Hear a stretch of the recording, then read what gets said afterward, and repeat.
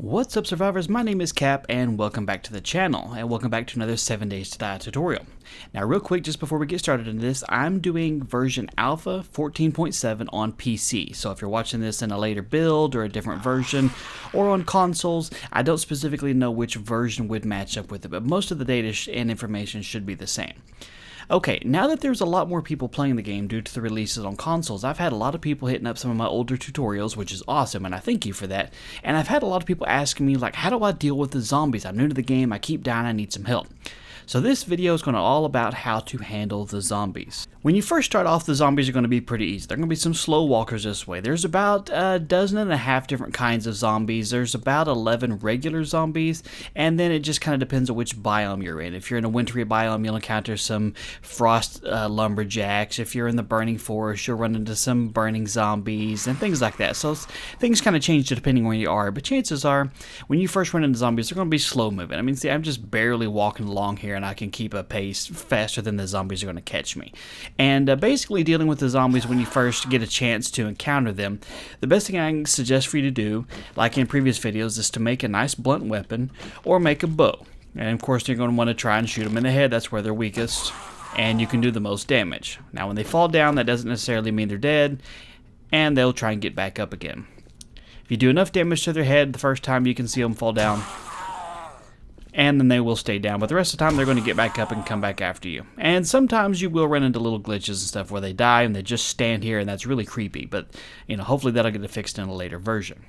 So on your normal days, day 1, 2, 3, 4, 5, and 6, when it becomes nighttime, the best thing I can suggest would be to find a house, find a small building, anything in which you can get inside of or whatever, and just hide. The original hordes and stuff that spawn during the day, they cannot find you if they can't see you, can't smell you, and you're not making a bunch of noise. So when nighttime comes around, all you really have to do is just kind of find a hole to hide in, go into crouch mode so you can see if you're undetected or whatever, and then just wait it out till morning.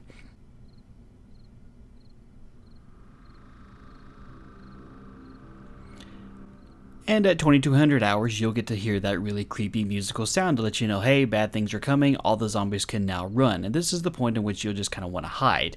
Now, it's kind of the cowardice thing to do, but when you're first starting off and stuff, you're going to want to try and avoid the zombies as much as possible.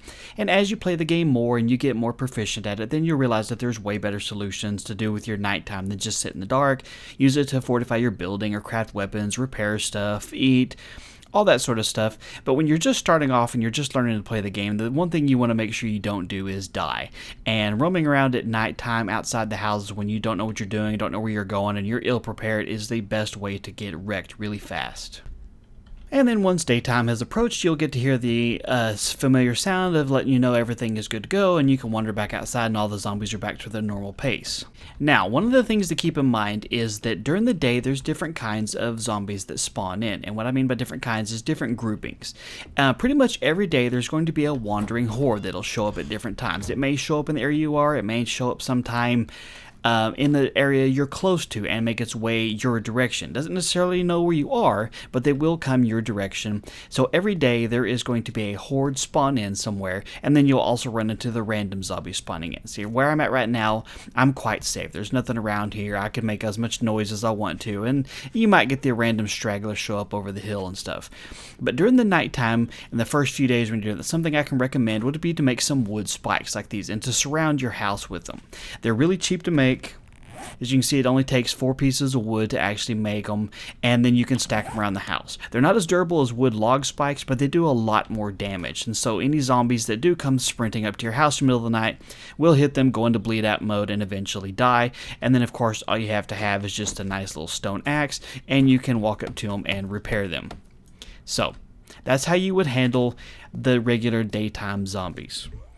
An important thing to keep in mind when the hordes finally do start showing up and you are hunted is that you can always get on top of a house or whatever and helps protect you, because zombies can't necessarily climb very well.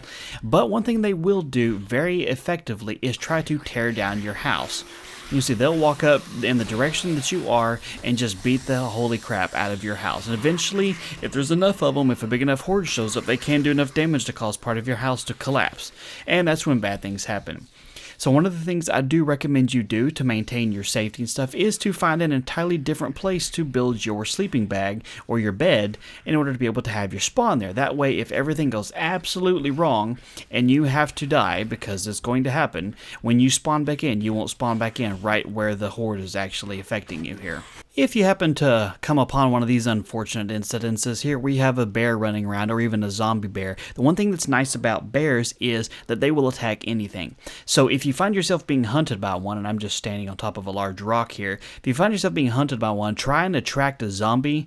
You can fire off an arrow at it, get them to walk over towards you, and the bear will actually go after them and possibly give you a chance to escape. If you try and outrun a bear, it's going to eat you, because it's going to take a while to kill them, so make sure you're up someplace nice and high, and you should be good to go. Okay, so on days 1, 2, 3, 4, and 6, and the multiples of those, you're going to have just regular roaming hordes. On every 5th day, you're going to encounter a dog horde. A dog horde will spawn. Doesn't necessarily mean it'll find you, but it has a much higher chance to do that. And anywhere from 3 to 6 dogs will spawn in on every 5th day. So day 5, day 10, day 15, 20, 25, etc. On infinitum here, basically.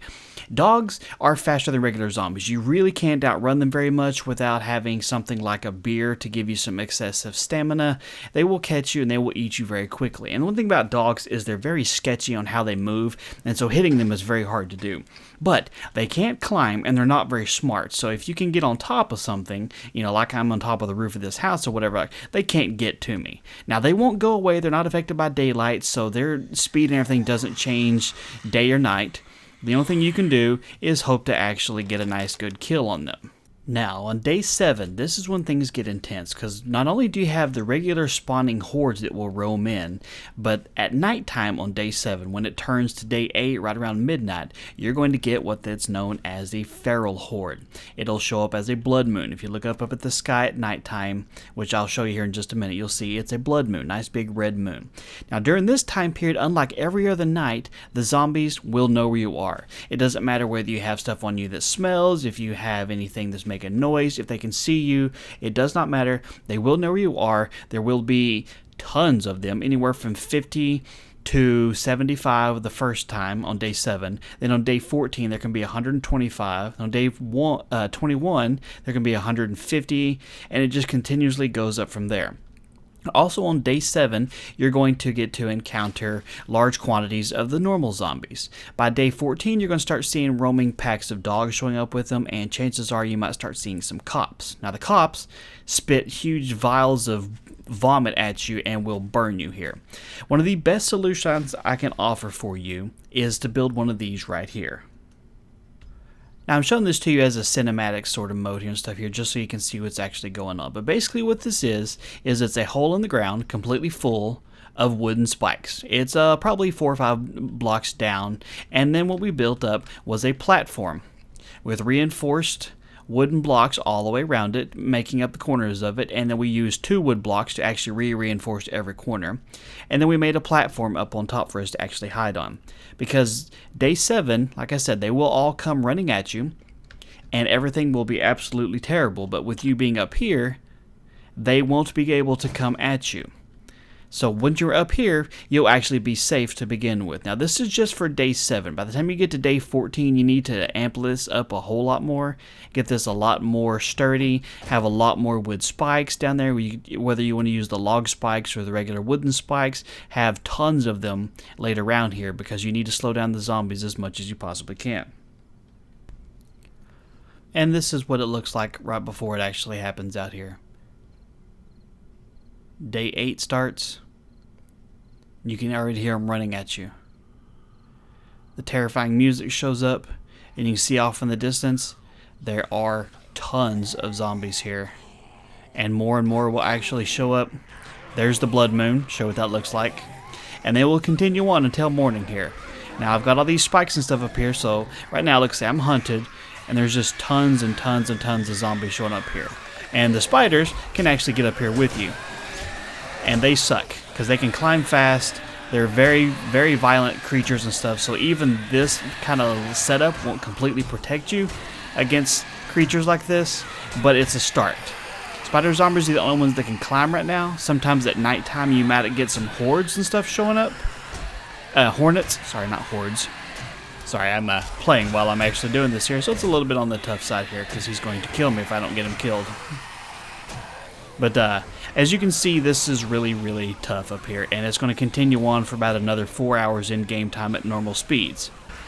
But if you do happen to make it through the night without having to die or whatever, then you can kind of make your way down a little bit and see what actually happens. See, the zombies are going to try and take down the platform that you're on there, and they'll do a pretty good job of it here.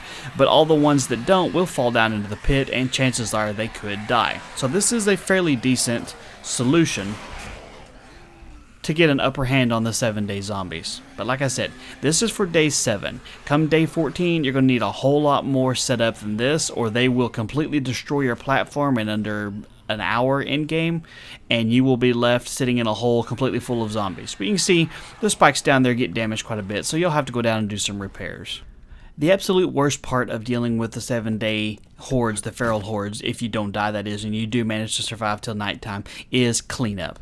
Because, like I said, anywhere from 50 to 175 zombies will be spawning in and running right towards you, and they are going to stay in that general area even after the sun comes up and they go back to their normal roaming hordes. And so you're going to spend a lot of time just doing cleanup. So the best thing I can suggest if you're going to build some sort of hidey hole trap system like this, a pitfall, is to find a good place, a good ways away from where you're going to have your spawn and your main base to build it, you know, just out in the middle of nowhere. And that way on day 7, when you know it's about time to start heading in to have your zombie fest, that you can run off to the distance where your hidey hole is and your base is left safe. That way when you do make it till morning, you can make it back to your home, you don't have a ton of zombies beating down your door. So that's about it. I hope this was actually useful to some of you guys, especially the newer players out there. If you have any questions at all, definitely leave them in the comments below, and I'll happily try and help them out there. But, you know, I'd appreciate it if you'd hit the like button on the video and share it out there so more and more people can see it. And definitely subscribe if you're not already so you don't miss out on any of them. And until the next video, thank you guys for all your support. You guys have a good one, and I will catch you later.